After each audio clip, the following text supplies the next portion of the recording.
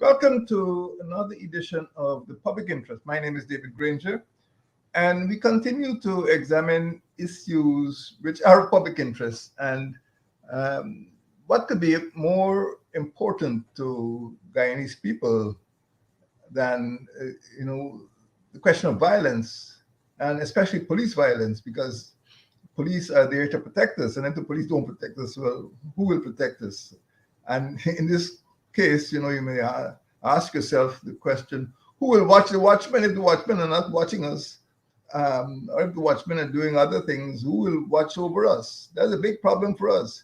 This year, 2023, started on a very sour note. Well, worse than sour, a bloody note.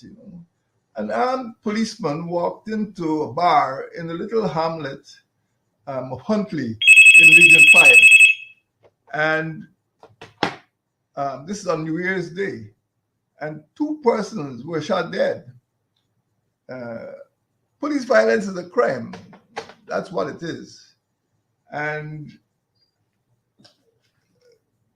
what we saw on New Year's morning is that there was probably a violation of human rights. Police violence could include abuse, beatings, killings, torture, or the indiscriminate use of riot control agents, tear smoke or rubber bullets during protests. And Guyana has witnessed all of those violations, all of those forms of violence from the Guyana police force over the years. Victims of police violence have been disproportionately, not exclusively, but disproportionately, poor young African Guyanese. For example, Peter Headley was killed while being taken to a police station in May 2021. Quindon Bacchus was killed in Haslington in June last year, year before last, June 2021. Or in Boston, was killed in his bed in Dartmouth Village in in July last in July 2022. Cecil Sampat was killed in Georgetown in July 2020. The police also killed Shemroy Boye, Ivan Lewis, and Ron Somerset in Linden during the protests in July 2012. So police killings have been taking place for a long time. And we must ask ourselves, why do police kill unarmed, poor young people? And um, this is a very difficult question for the police to answer. It seems that police violence could result from corruption. It could result from policemen consorting with criminals, and there's evidence of that.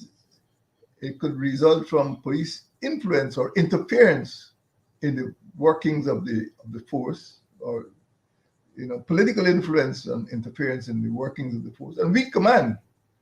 Um, there are also factors such as disregarding the standing operating procedures of the force, which have been laid down for decades.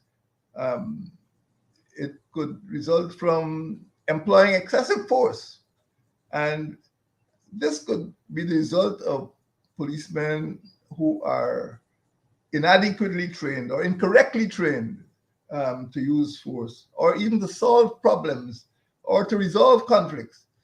All conflicts don't have to be resolved by force. There's a saying that when the only tool a man has is a hammer, everything looks like a nail. And sometimes, if you give a policeman a gun, every problem he faces, perhaps, the first thing he does is go for his weapon. And instead of using suasion, instead of using nonviolent means to resolve the problem, he goes for his gun. And on, not infrequently, sometimes, that results. And then we have to look at the character of policemen.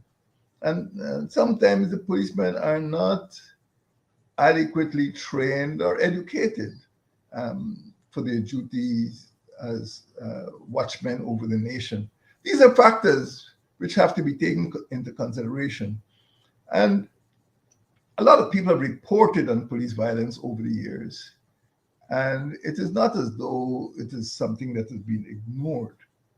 There have been numerous reports. Every year, the United States Department of State, well, the State Department, uh, produces, I think in the month of April, something called the Annual Report on Human Rights Practices. So you can go back over the last decade or longer and see US State Department reports on human rights practices in Guyana. Amnesty International also produced reports, and in one case they stated that police had killed 255 persons in the period between 1997 and 2012. Well, you know very well that is the period of, we call it the Troubles, the period during which President Jagdeo was in charge of the country. Soon after Mr. Jagan died, he took over, and the troubles started. And as the Amnesty International pointed out, during that period, the police killings alone, we're not talking about vigilantes or phantom squads and death squads and so on. The police killings alone, according to Amnesty International, 255 persons were killed. These are civilians. Civilians were killed during the troubles. And of course, the actual number is greater than that. This is what Amnesty International reported. It is the deadliest decade of police violence in the history of Guyana. That period under Mr. Barrett Jagdeo. And there are reports, and you can go to the reports. Don't guess, don't listen to propaganda. Go to the report and see the numbers for yourself. The US State Department, in that human rights report that it produces every year, described police abuses during the period 2002 to 2003, just that 1 year period, as a rampage of unlawful killings. This is not the words used by some social media outlet.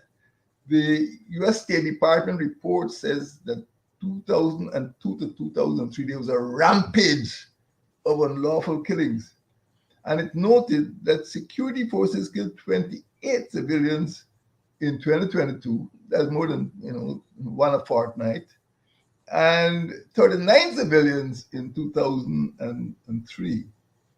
And it also reported that investigations were rarely conducted into the killings. So it gives the impression that police were killing civilians with impunity. There was no fear of punishment or suspension or trial. And worse yet, the United States Department of State was of the impression that killings were being normalized. They were not only being done with impunity, but they were being normalized. That people came to expect that once the police were in certain situations, somebody will end up dead. This is what happened on the first day of 2023, this year. And it's been going on for a long time. Killings by the police have become normalized, and they've been done with impunity. And this, of course, has demoralized sections of the population. So we must understand that.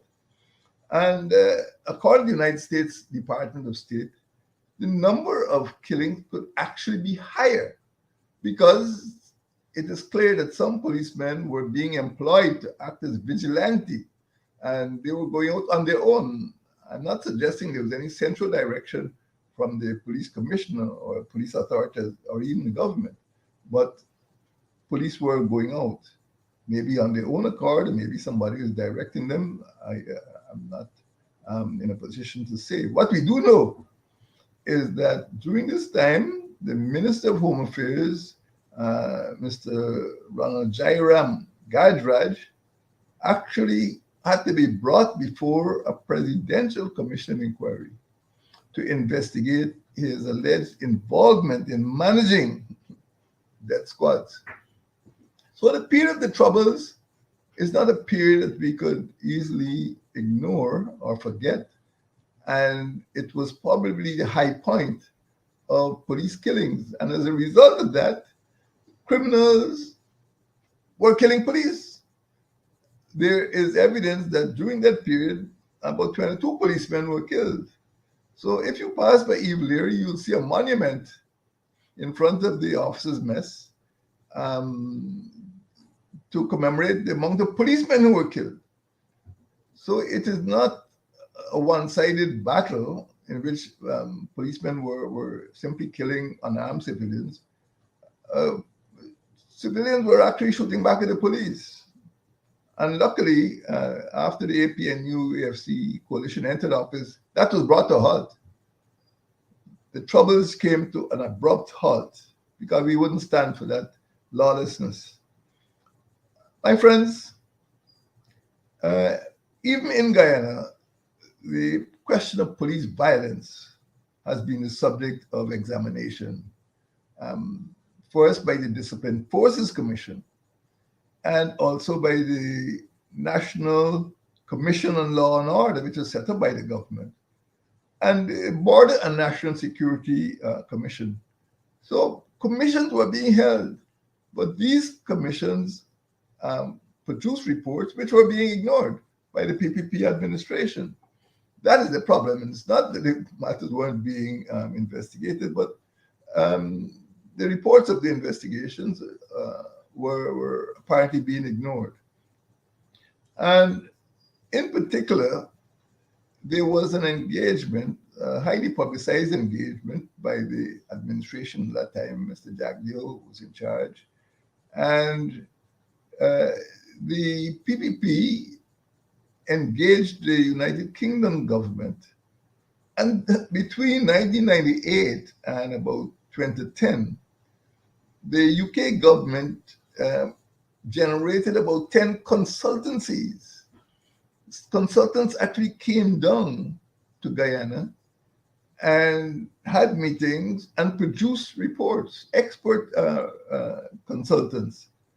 And at the climax of those consultancies, the United Kingdom government produced a plan and agreed to fund the plan to the value of 4.9 million pounds sterling. You can calculate that in Guyana dollars. And the PPP administration rejected the plan. Can you imagine? A country in the midst of political violence is offered a security sector reform action plan valued at 4.9 million pounds sterling. And I can now remember the head of the presidential secretariat sitting down at the table with the High Commissioner of the United Kingdom, signing on the dotted line. And after that was done, some frivolous excuse was created, some pretext, and the plan was abandoned. And that is what has been happening in this country. It's not as though the people were unaware of what needed to be done, but deliberately the solutions were being avoided. And as a result of that, the killings went on.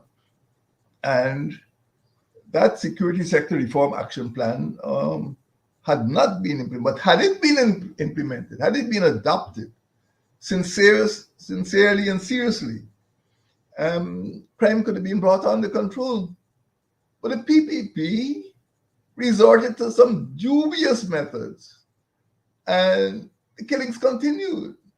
And because of those methods, as they pointed out, the Minister of Home Affairs had to be brought for the first time in Guyanese history before a commission of inquiry to investigate his involvement in managing those death squads. And of course, after that, he was exonerated. And I must mention that he was exonerated by the commission, chaired by the now deceased former acting Chief Justice Chang. And he was made High Commissioner to New Delhi. New Delhi seems to be a place to be posted to as High Commissioner. My friends, the question is one of regulation. Are the regulations and laws adequate? Yes. There's no doubt that the laws to protect um, the civil population, to prevent public disorder, do exist. And in particular, the police have their own regulations called Standing Orders number 18. This governs the standing operating procedures. The number 18, you can check the police rules, and they have very carefully crafted prescription for the use of firearms and the use of force. SO 18, I can't go through all of the provisions. You can read it for yourselves in the public domain, not a secret. It prohibits the use of force by policemen, except in very specific circumstances. For example, if the policeman is actually attacked by an assailant or by a person, and there's no other way of protecting himself, protecting his life, than by using his firearm. That is accepted by law, but as you know, very frequently, the victims were unarmed, as in the case of Boston or Bacchus. The victims were unarmed. And there are other cases, of course, in which, police feel that fire has to be open. But even so, fire does not have to be lethal. And for example, in dispersing an unruly assembly, there are several stages which have to be embarked upon before lethal fire is used. For example, a warning must be given. The commander of the police detachment said, "This is an illegal assembly. Go to your homes. Disperse or we fire." I remember in the early days after independence, the banners actually had them in Hindi and English. So the officer in charge had to display a banner. He had to use a bullhorn or a loudhailer so that everybody could hear, "Go to your homes, disperse or we fire." So the question of shooting unarmed civilians, even if they're protesting, is one that is carefully regulated by law. And very often, police open fire without warning.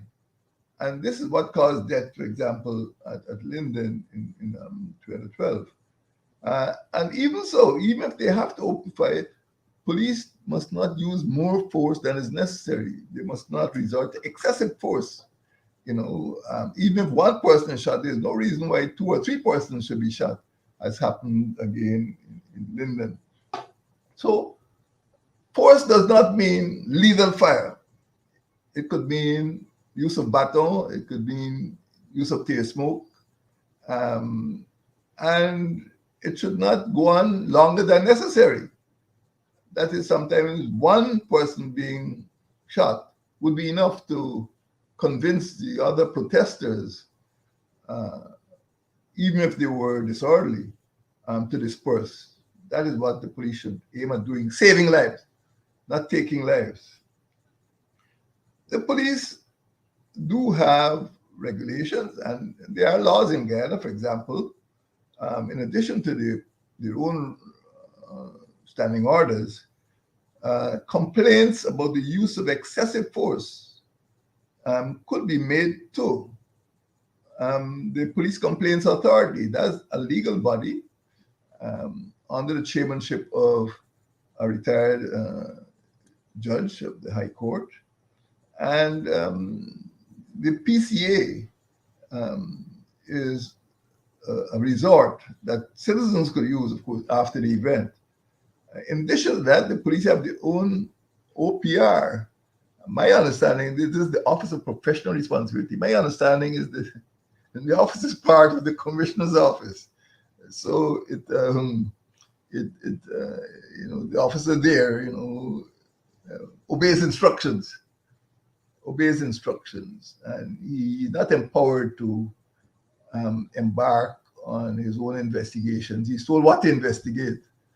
And of course, the reports are sent to the commissioner.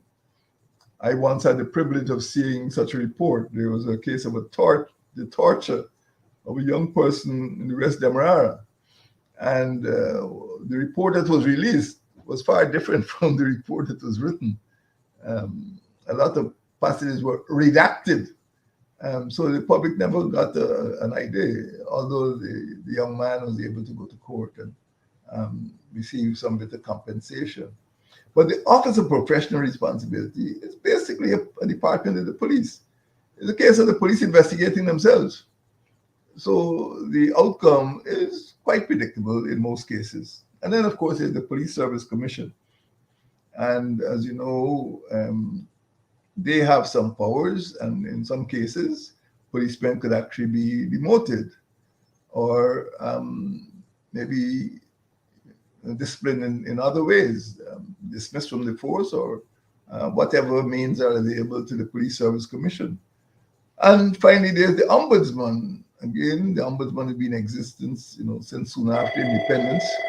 And you can have a situation in which the Ombudsman could receive the reports, but again, this has been going on for decades, and very frequently the Ombudsman does not have the executive power to order this. They can make recommendations. But that's about it. So these four agencies do exist: the Police Complaints Authority, the Office of Professional Responsibility, the Police Service Commission, the Ombudsman. My friends, the police came face to face with armed criminals during the Troubles. That is roughly the first decade or so of this century. And the killings were on both sides. And I would say that a lot of what happened, a lot of the lawlessness, was caused by the influence of notorious narco traffickers in the police force, and the willing participation of a few unprincipled policemen, serving policemen. Police inability to curtail violent crime led to the emergence of phantom death squads. And I believe that the head of the Presidential Secretariat at the time was responsible for coining that expression, phantom squads. And he referred to the Troubles as drug gang warfare. Many people thought it was some outbreak of ethnic conflict. It wasn't ethnic at all. It concerned narcotics. You can go back to the records and see the head of the Presidential Secretary said, what is taking place is drug gang warfare. And you cannot write the history of the Troubles without writing of the role of narco trafficking. And those death squads, exposed the complicity between rogue policemen and narco traffickers. That is the problem. And unless you deal with the narcotics problem, you won't deal with the gun problem and the violence problem. And narco traffickers and the business of narco trafficking is so lucrative that many weak policemen, not many, some weak policemen could be coerced or persuaded to break the law. And this is what happened during the Troubles. Where do we go from here? What is the way forward? Police violence is not normal. What happened in the early 2000s under President Jagdo was abnormal. And as a result of that, many young people were killed. And there's a lot of bitterness in the country. And that bitterness has resurged over the last 2 years. And people have taken note.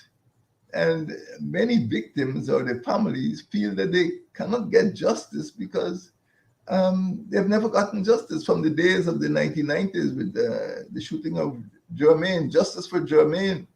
And people have records of the amount of people killed by the police.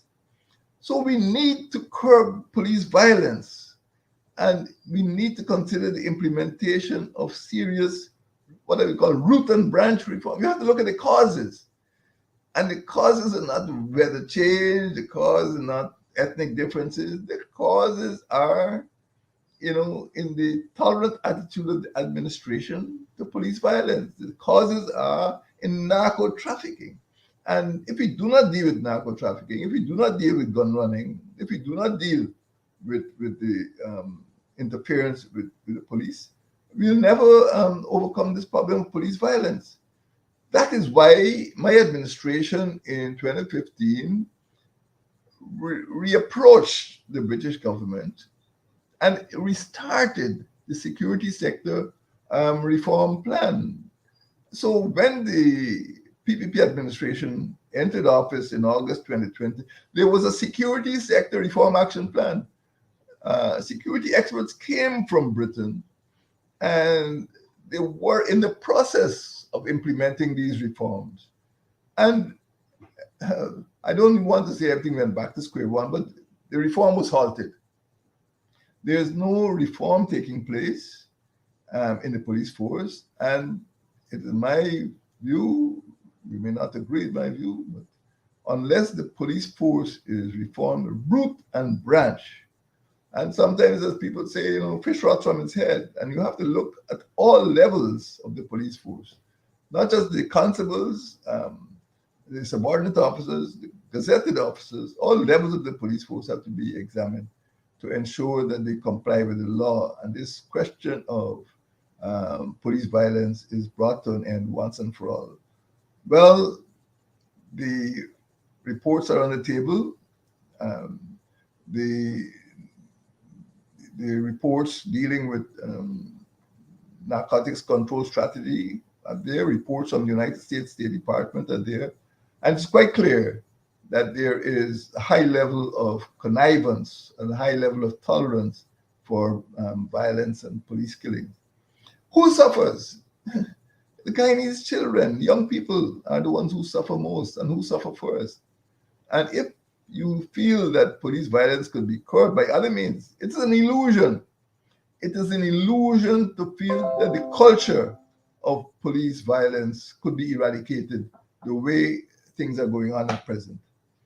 The police force should be the nation's watchmen. But who will watch the watchmen?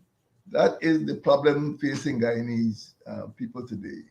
How will the police force be reformed? How will the police force be made to protect the people of Guyana? If they are our watchmen, who will watch the watchmen? Thank you, and may God bless you and keep your sons safe from police violence.